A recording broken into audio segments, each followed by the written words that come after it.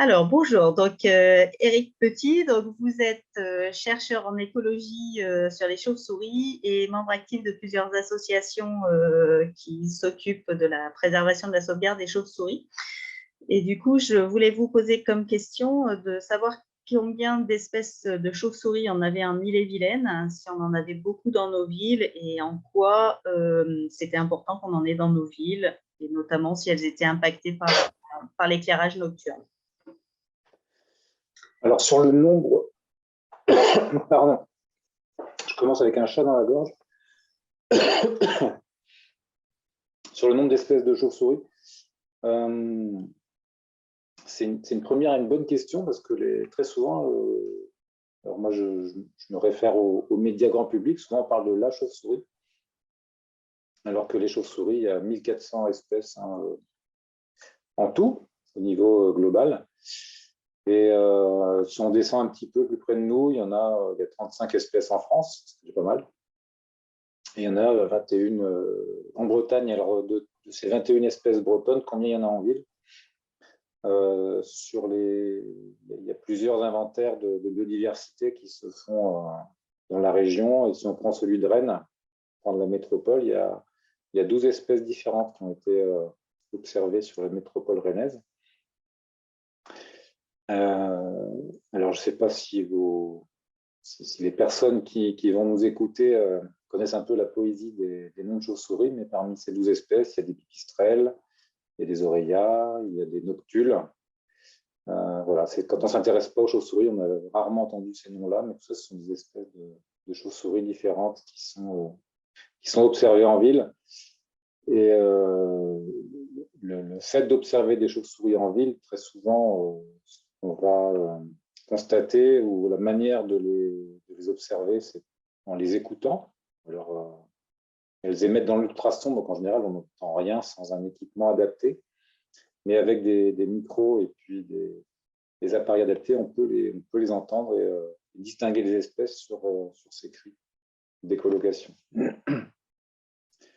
Alors, est-ce que l'éclairage nocturne a un impact sur les chauves-souris? Oui, très important. Les études scientifiques qui ont été menées sur le sujet, elles montrent sans détour que plus il y a de lumière, il y a moins il y a de chauves-souris. Et pour comparer, dans les zones urbaines, alors il y a des grandes villes qui ont déjà fait des travaux là-dessus, comme en France, on peut citer Lille, Douai dans le nord, il y a Berlin aussi. Et le premier facteur qui explique le nombre de contacts d'observation de chauves-souris qu'on peut avoir en ville, c'est la lumière. Plus il y a de lumière, et moins il y a de chauves-souris. Et pour comparaison, parce que les milieux urbains, ce qui frappe d'abord, c'est le sol qui est imperméabilisé, c'est vraiment ce qui caractérise la grande densité de population humaine. Mais en tout cas, pour le groupe des chauves-souris, l'effet de la lumière est plus fort que l'effet de l'imperméabilisation. Et donc, c'est une des raisons pour laquelle se développe, de ce côté-là, la France elle est plutôt en avance. Notamment au muséum, il y a plusieurs thèses sur le sujet et des gens qui défendent aujourd'hui l'idée d'intégrer à ce qu'on appelait les trams vertes et bleues, aujourd'hui les trams noirs. Et vous posiez aussi la question de savoir est-ce que c'est important d'avoir des chauves-souris, donc est-ce que c'est un problème de ne pas avoir de chauves-souris en ville? Non, c'est jamais un problème de ne pas avoir tel ou tel élément de biodiversité. Simplement, quand la biodiversité disparaît, on sait que les écosystèmes disparaissent. Alors, en quoi les chauves-souris sont un marqueur de ces problèmes qu'on a sur les écosystèmes? Les chauves-souris sont, en tout cas en France, sont toutes insectivores. Et donc, quand on n'a plus de chauves-souris, c'est qu'elles n'ont plus rien à manger. Elles passent en ville pour trouver des gîtes, mais aussi des fois pour trouver à manger. Et si les chauves-souris sont absentes, c'est qu'elles n'ont plus rien à manger, c'est que l'écosystème est tellement dégradé qu'elles ne sont plus présentes. Les chauves-souris, c'est un bon marqueur d'écosystèmes qui fonctionnent et qui sont équilibrés. Alors de ce point de vue-là, la ville reste quand même, ça c'est pas une nouveauté, un écosystème dégradé. Il y a beaucoup moins de chauves-souris en ville qu'il y en a dans les milieux alentours.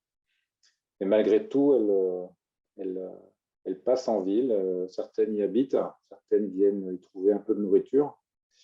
Et donc, c'est toujours une bonne nouvelle d'observer une chauve-souris, surtout que ce sont des animaux qui ont une biologie assez passionnante. En tout cas, moi, j'en suis convaincu.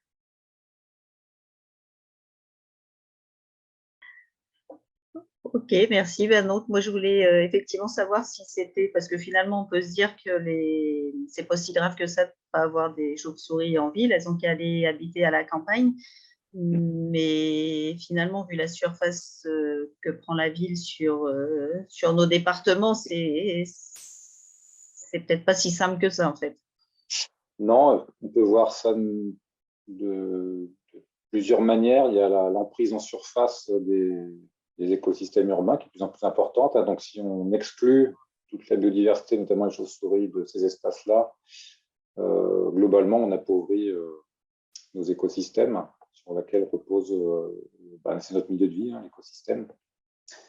Et puis, il y a une autre manière de voir les choses, c'est-à-dire que ces très grandes extensions urbaines empêchent le passage des animaux, même des plantes, hein, quand on parle d'animaux qui sont plus dans des écosystèmes agricoles ou en forêt, pour passer d'une forêt à une autre, d'un espace agricole à un autre, parfois les animaux sont face à des villes qui représentent des surfaces énormes.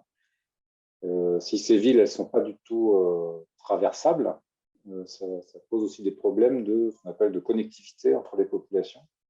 Les populations vont se trouver isolées les unes des autres.